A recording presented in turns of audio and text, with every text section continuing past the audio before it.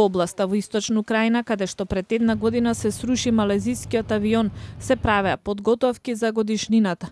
Проруските сепаратисти, кои ја држат областа под контрола, вчера испратија 8 воени возила и повеќе војници на местото на несреќата.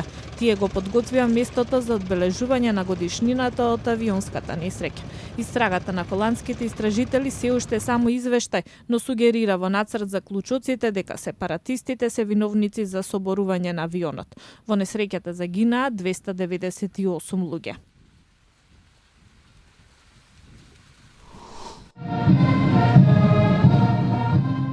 Преседателот на Авганистан Ашраф Гани изјави дека преговорите со талибанците се единствениот пат кој ќе донесе мир во земјата. Тој на прославата на Рамазан рече дека преговорите се решени. Тоа народот го бара за да се стави крај на крвопролевањето.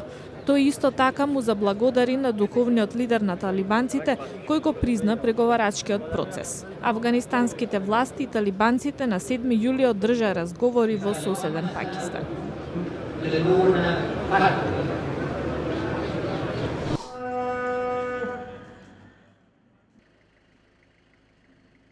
Во Пешевар, северозападен Пакистан, исто така се одбележува првиот ден на Рамазан.